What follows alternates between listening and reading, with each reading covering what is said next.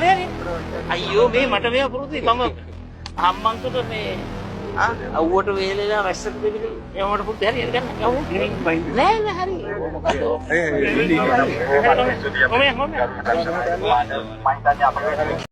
ඉස්ලාම් භක්තිකේ මට කිව්වා අල් කුර්ආනයේ එක්තරා ගාතාවක් තියෙනවා ඒක කියපු හැටි ගහන්න එන වල්ලාලිය එතනම නතර වෙනවයි අලම්තර කයිෆ ෆාර රබ්බුක බිහස්සා බිල්ෆි ඒක කිව්ව හැටි අර හානි කරන්න එන අලිය එතනම නතර වෙනවයි සමහරු මම මේවා කියනකොට විහිළුවට ගණන් ගන්න psych that's the wrong number hey පොඩ්ඩක් ගත්තයි වල ඒ ඔක්කොම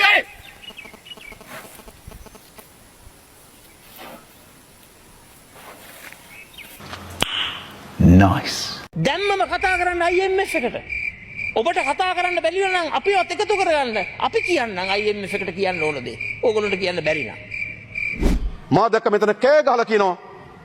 අපිට බැරි නම් එයා කතා කරන්නලු. අනේ ප්ලීස් එපා.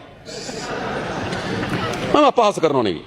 කරන්න බැරි අයුතු ආරෝපණයක් කරා අධිනීතිඥයෙක් යයි කියා ගන්නා අජිත් පෙරේරා මන්ත්‍රීතුමා කියලා.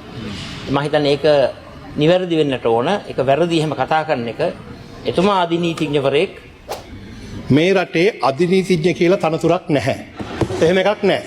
එහෙම තියෙනවා නම් අජිත් පී පෙරේරා මන්ත්‍රීතුමාට පුළුවන් එයා උසාවි ගියාම නම්බසලකුඩු කරනවනේ. එහෙමනම් අධිනීතිඥ කියලා තමයි උසාවියේ සටහන් වෙන්න ඕන. නමුත් උසාවිය එහෙම සටහන් කරන්නේ නැහැ. ප්‍රේමදාස මහත්තයා අපි ආදරය කරපු ගහන්න අප්පුඩියක් එතුමා බලාගෙන ඉන්නවනම් අද අපි දිහා संतोष वे එක්සත් ජාතික පක්ෂ සාමුලින්ම විනාශ කරා. අපුඩි ගහන්න එපා බං සාමුලින් විනාශ කරා කියලා කිව්වේ. ඕකේ. එතකොට ගෙවල් පිරිසිදු කර ගැනීමට දෙන රුපියල් 25000 ලැබුණේ නැහැ. අද අපි කිව්වට පස්සේ සඳුදා ගිහිල්ලා ලැබුණාද කියලා අහන්න නම් එපා. නෑ ඒක සාධාරණ නැහැනේ.